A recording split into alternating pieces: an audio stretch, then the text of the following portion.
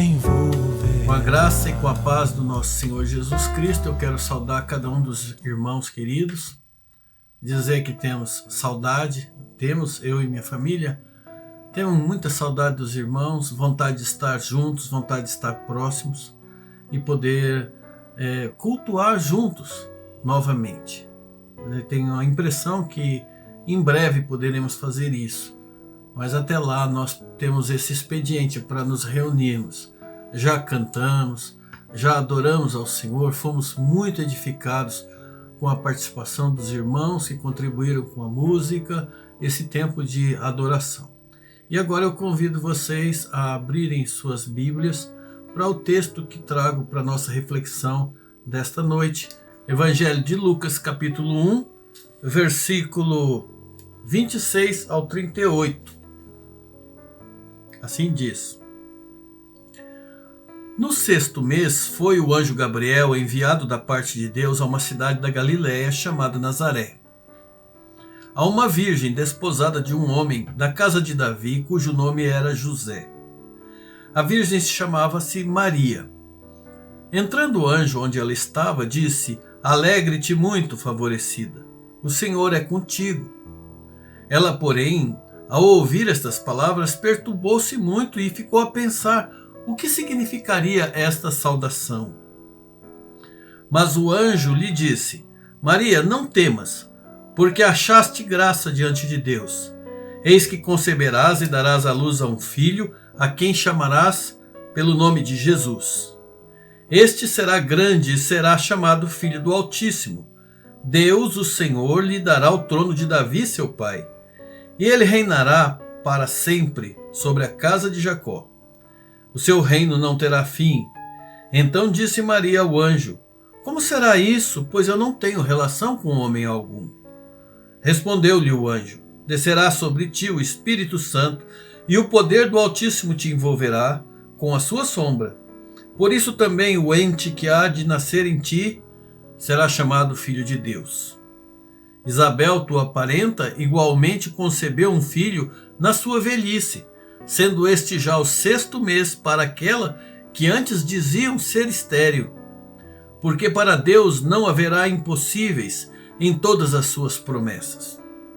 Então disse Maria: Eis aqui está a serva do Senhor, que se cumpra em mim conforme a tua palavra. Dito isso, o anjo se apartou daquele lugar. Vamos orar? Pai, nós agradecemos ao Senhor pela tua palavra, que é viva, que traz mudanças para a nossa vida, refrigério, direcionamento, consolo, alimento, fortalecimento. Precisamos disso tudo. Mas, acima de tudo, precisamos sentir a doce presença do Senhor em nossa mente e coração, mostrando aquilo que o Senhor deseja para as nossas vidas. Teu Santo Espírito possa sondar nossa mente e coração, abrir as cortinas, as janelas do entendimento, para que a tua palavra possa penetrar bem fundo na mente e no coração do teu povo, do meu e dos meus irmãos. E assim a gente possa compreender o que o Senhor tem para as nossas vidas. Nós te pedimos esta bênção neste momento, em nome de Jesus.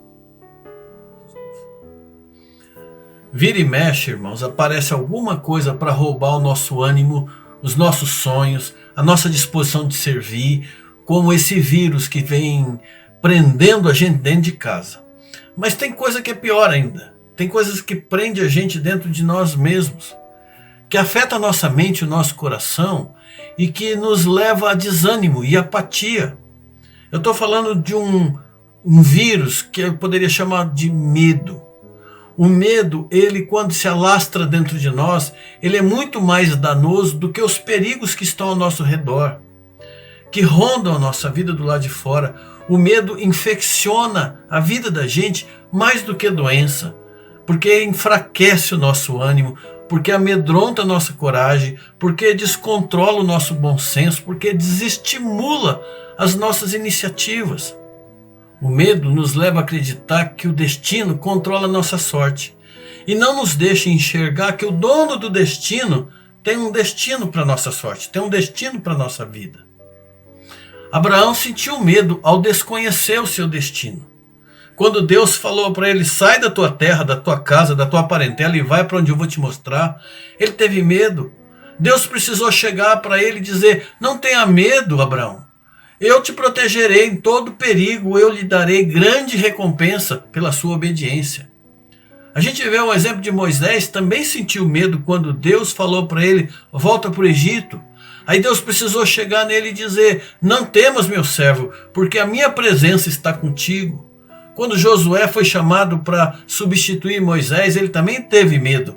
E aí Deus chega e diz para ele, seja forte e corajoso, não fique desanimado, não tenha medo, porque eu, Senhor, sou seu Deus e estarei com você em qualquer lugar que for. Jeremias ficou apavorado quando Deus chamou ele para ser profeta. E quase desmaiou de medo. Ele disse, Senhor, mas eu não passo de uma criança.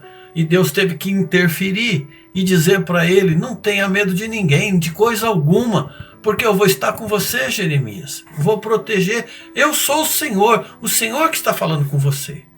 Meus irmãos, eu podia ficar aqui falando vários e vários exemplos de pessoas que foram chamadas por Deus e que tiveram medo e que Deus teve que interferir e dizer, não temas, eu vou estar com você, porque a Bíblia está repleta de exemplos. São 366, na verdade, e em cada uma das vezes Deus interferiu e repetiu a palavra, não tenha medo, porque eu vou estar com você. Então pensa no medo que José e Maria sentiram quando Deus chamou eles para esse desafio. Foi grande, ele teve que mandar um anjo para dizer para José, olha José, não tenha medo de receber essa mulher por sua esposa. Mandou o anjo dizer para Maria também, não tenha medo, o Senhor é contigo. O medo de fazer o que Deus nos chama para fazer é algo que nos apavora. Eu sinto medo de ser pastor, pensa que não? Eu só estou aqui servindo ao Senhor porque não depende de mim. Eu tenho medo porque eu sei que eu não tenho qualificação, então Deus é que dá. Ele disse, Aguinaldo, não tenha medo, eu vou estar com você.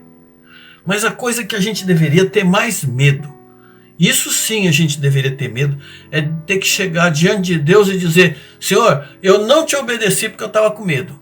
Ou então, Senhor, eu não fiz do jeito que o Senhor mandou, eu fiz diferente da maneira que o Senhor mandou, porque eu estava com medo. Aí sim a gente tem razão para ter medo. Inclusive a Bíblia fala que a primeira vez, quando fala sobre o medo, a gente vê um casal fugindo de Deus, porque eles tinham, pelas coisas que eles tinham feito, pelas coisas que eles tinham deixado de fazer. Deus chamou o homem e disse assim, onde você está? Ele respondeu, eu ouvi a sua voz no jardim, mas eu estava pelado, tive medo, aí saí correndo e me escondi. E olha uma coisa, irmãos, o Adão, a vergonha maior dele não era porque estava nu. A maior vergonha dele foi ter deixado de fazer o que ele sabia que Deus queria que ele fizesse. O que ele fez e o que ele deixou de fazer e como que Deus iria reagir foi o que trouxe vergonha para ele. O medo maior da nossa alma é o medo de perder a comunhão com Deus. E Adão sentiu isso quando ele ouviu a voz de Deus que se aproximava dele com voz de reprovação. Mas no caso de Maria, esse não foi o medo dela, porque não era o pecado. O medo que amedrontou o seu coração é o temor de não ter capacidade para fazer aquilo que Deus queria que ela fizesse. E não tinha mesmo. Ela não tinha mesmo essa capacidade. E o que Deus queria que ela fizesse é a mesma coisa que Deus quer que a gente faça, o mesmo chamado para nós. A única coisa que Deus quer de nós é disposição de obedecer. Só isso. O que ela fez? Ela tinha medo, ela se sentia incapaz, mas ela demonstrou disposição de obedecer ao Senhor. E por isso, pouco a pouco, ela foi trocando aquele medo, aquele temor pela confiança. E aí ela diz ao Senhor, a minha alma engrandece ao Senhor, o meu espírito se alegrou em Deus, o meu Salvador. Mas e quanto a nós? E quando chega na nossa vez, como é que a gente se livra do medo, irmãos? O medo de servir a Deus, o medo de assumir responsabilidade, o medo de nos envolver, isso tem nos afastado realmente de compromisso com Deus. Será que é o quê? Será que a gente tem medo de chegar, essa relutância de se envolver é pelo medo de não ter apoio quando a gente for servir a Deus? Ou é pelo medo de não ter a capacidade suficiente para fazer o que Deus nos chamou para fazer? Ou é pelo medo das críticas que a gente pode receber? Porque pode mesmo. Será que é isso? Se for isso, eu chamo você para olhar o exemplo de Maria. Ela superou o seu medo ao entender quanta bênção a obediência dela ia trazer, tanto para a vida dela como para a vida dos outros. Ela era gente como a gente, ela tinha os mesmos temores e aflições que nós sentimos, e quando ela ouviu o seu chamado, ela ficou apavorada. Como assim? Deus está dizendo que eu sou a favorecida, eu conheço muito bem minhas limitações, ela pensou. Como é que eu posso fazer isso que Deus está querendo de mim? Eu não podia. Ela não tinha a mesma capacidade. Aí Deus manda Gabriel falar para ela, dizendo o seguinte ao seu coração: não temas, Maria, porque aquilo que você não é capaz de fazer, o Espírito Santo de Deus vai fazer por você, vai fazer em você e vai fazer através de você. A mesma coisa ele fala para nós. É a nossa dificuldade também, irmãos. O que Deus pede de nós muitas vezes parece ser muito, muito além do que a gente consegue oferecer. Ele sabe disso. Então por que ele pede? Porque a única coisa que Deus deseja de mim e de você é ver em nós a disposição de obedecer. E o mais ele faz. A gente tem que entender isso. Maria entendeu. Ela percebeu que ao obedecer ao Senhor, muita gente seria abençoada, inclusive ela mesma. Aí Gabriel vem para ela e diz assim, o anjo: eis que conceberás e darás à luz a um filho, a quem colocarás o nome de Jesus. Observe que a ênfase desse texto não está no fato dela dar à luz, mas no nome que o menino deveria receber. Jesus, esse nome em grego, Iesus, em hebraico, Yeshua, significa Jeová salva. Olha o que o anjo está dizendo para ela. Ele está falando: Maria, se você obedecer, Jeová salva virá a esse mundo, vai salvar você, vai salvar muitas e muitas pessoas desse mundo. Maria, se você obedecer, Deus vai usar a sua vida para cumprir uma profecia de milênios, que todo mundo está esperando. A profecia que diz que o descendente da mulher viria para esmagar e derrotar a cabeça da serpente, Satanás. Vai nascer de você se você obedecer. Maria entendeu o seu chamado e por isso ela passou a louvar ao Senhor, dizendo: a minha alma engrandece ao Senhor, o meu espírito se alegrou em Deus, meu Salvador. Já pensou nisso, meu irmão, minha irmã? Quanta bênção pode vir sobre a minha vida e sobre a sua vida e sobre a sua casa e sobre a sua família pelo simples fato da gente obedecer ao Senhor. Pela disposição, se nós tão somente pegarmos o nosso medo e colocar à disposição de Deus, o quanto o nome dele pode ser glorificado, o quanto o nome dele pode ser exaltado pelo ato de eu obedecer e você obedecer. Da gente se colocar à disposição e dizer: eis-me aqui, Senhor, você quer usar minha vida? Estou a seu dispor. Eu não posso, eu sou fraco, mas eu me coloco a seu dispor. O que a Maria fez? Ela superou o seu medo ao entender a quem ela estava servindo. Quando essa compreensão entrou na sua mente, o medo foi desaparecendo. Como fruto da obediência dela, o Emanuel, Deus conosco, viria a esse mundo. O próprio Deus pré-existente, autoexistente, o Criador da humanidade, viria aqui a este mundo e ia herdar a humanidade dela, pela obediência dela, para que ele pudesse cumprir a sua missão. E ela entendeu que estava a serviço daquele que governa o universo. Ela entendeu isso. Aí o medo dela começou a desaparecer. Deus usa pessoas limitadas, pessoas imperfeitas, como Maria, como José, como eu e você, como todos aqueles que já foram chamados por Deus, são limitados e são imperfeitos. Você se sente assim? Eu não posso servir a Deus, eu não tenho jeito, eu sou muito limitado, eu sou imperfeito. Então, bem-vindo ao clube, porque eu sou também. Eu sou muito limitado. O José era limitado, Maria, o Paulo, todos nós. E Deus sabia disso e ainda assim chamou. E por que ele chamou? Porque de nós, a única coisa que ele quer é obediência. É disposição de obedecer. O mais ele faz. A Maria superou o seu medo ao entender quem estaria ao seu lado na sua jornada cristã, na sua maratona de servir a Deus. Mas antes de chegar a essa conclusão, ela ainda perguntou para o anjo: como que vai ser isso? Eu não sou casada ainda, como é que eu posso ficar grávida? Eu sei que Deus está dizendo, eu sei que precisa. Ela, na mente dela, que a escolha de Deus estava feita, isso ela entendeu. Que essa obra ia ser confiada a ela, ia ser magnífica obra, ela entendeu. Que o filho que ia nascer dela seria o Messias, o Salvador, ela entendeu. O que ela não conseguia entender é como que ela podia fazer isso sendo que ela era solteira. Ele estava dizendo: agora, a partir de agora você vai conceber, você vai ter um bebê no seu ventre. Como que vai ser isso? Eu não deitei com homem nenhum. Conosco isso acontece também. A gente sabe o que tem que ser feito, mas a gente não acredita que é possível fazer, principalmente se depender da gente, por causa dos nossos limites.